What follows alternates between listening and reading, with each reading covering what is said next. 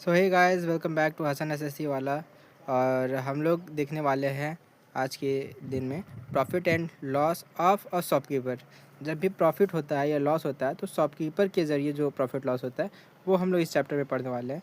तो profit loss competitive exam के point of view से बहुत इंपॉर्टेंट है, एज यू नो।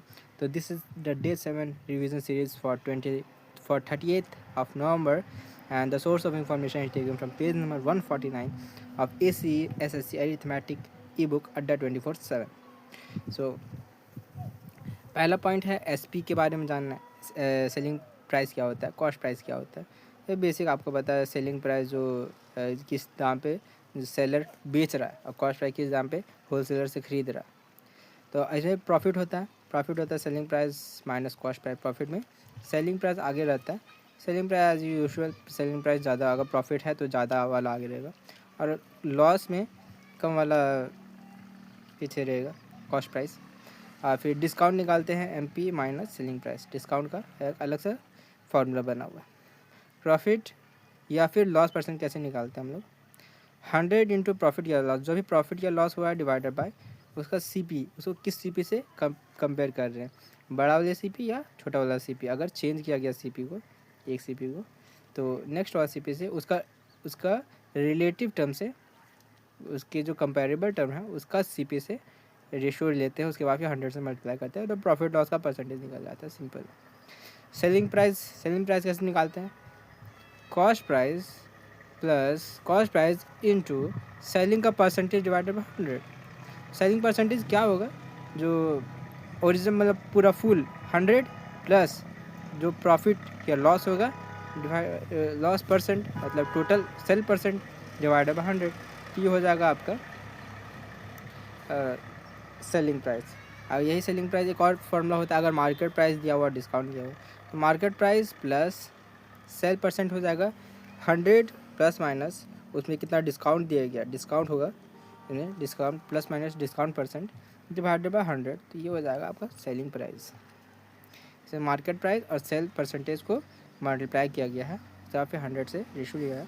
तो मार्केट प्राइस और सेल परसेंटेज, मार्केट प्राइस में सेल परसेंटेज कितना है तो उससे हम लोग का सेलिंग प्राइस निकल जाएगा। सिंपल है। और कॉस्ट प्राइस में कितना सेल परसेंटेज है उसको मल्टीप्लाई करेंगे तो सेलिंग प्राइस निकल जाएगा। सिंपल। अब ऐसे ही इसमें कॉस्ट प्राइस निकालना है तो ये होता है 100 times of selling price. Selling price का 100 times divided by sale percentage. इसमें सेल परसेंटेज सेलिंग प्राइस से घटाते हैं, सेल परसेंटेज डिवाइड करते हैं सेल परसेंटेज 100 से मल्टीप्लाई करते हैं, सेल परसेंट डिवाइड करते हैं तो हम लोगों को कॉस्ट प्राइस निकलता है। तो कॉस्ट प्राइस निकालने का फॉर्मूला सबसे अलग है, इसलिए इसको मैंने बोल्ड कर दिया है। कुछ कॉन्सेप्ट है। Markup app and discount.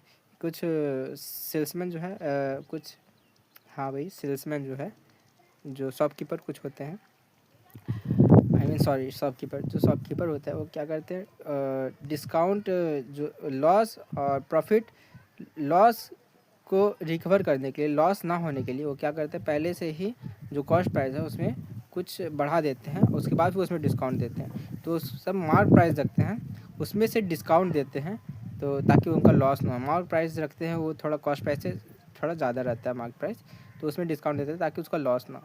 तो मार्क प्राइस क्या होता है? कॉस्ट प्राइस में थोड़ा मार्कअप होता है, मार्कअप अमाउंट होता है। तो cost price into 100 plus minus mark percentage divided by 100, इस तरह हम लोग का मार्क प्राइस निकलता है। और वही देख सकते हैं, cost price into mark percentage divided by 100, ये हो जाएगा मार्क्ड प्राइस, मार्कअप हो जाता है।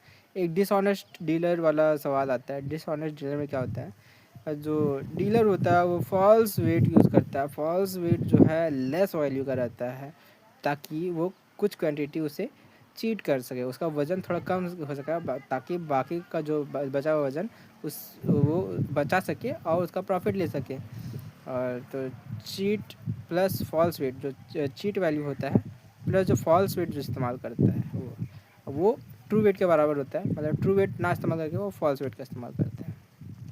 तो इसमें उसका शॉपकीपर का गेन होगा, तो गेन परसेंटेज कैसे निकालेंगे? 100 इंटू चीट, 100 इंटू जितना चीट किया डिवाइडेड बाय फॉल्स वेट, मतलब जितना चीट कर रहा है वही तो गेन है, तो उसी का परसेंटेज निकाल दिया, बस बात खत्म।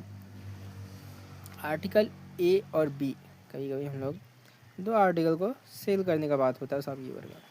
तो ए और बी अगर सेल कर रहे हैं तो उसमें ए प्लस X% प्रॉफिट हुआ, या तो फिर बी में से X% लॉस हुआ।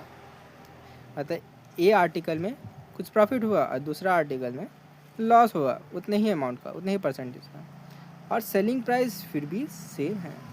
मतलब एक में लॉस हुआ, एक में प्रॉफिट हुआ, और दोनों का सेलिंग प्राइस सेम है, मतलब दोनों का कॉस्ट प्राइस अलग होगा। तो लॉस परसेंटेज इस मोमेंट में क्या निकलेगा? लॉस परसेंट निकलेगा।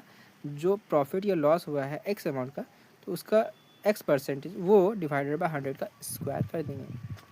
मतलब जब भी कॉस्ट प्राइस जब भी सेलिंग प्राइस सेम होगा और उसमें लॉस और प्रॉफिट दोनों दो आर्टिकल का अलग अलग होगा, तो उसमें लॉस होता है और लॉस परसेंटेज निकालते हैं X/100 का स्क्वायर, X/10 का स्क्वायर। सक्सेसिव डिस्काउंट जब मिलता है उसका अलग फॉर्मूला बनता है। जब X% डिस्काउंट दिया, Y% डिस्काउंट दिया, तो नेट डिस्काउंट हो जाता है X + Y minus X × Y divided by 100।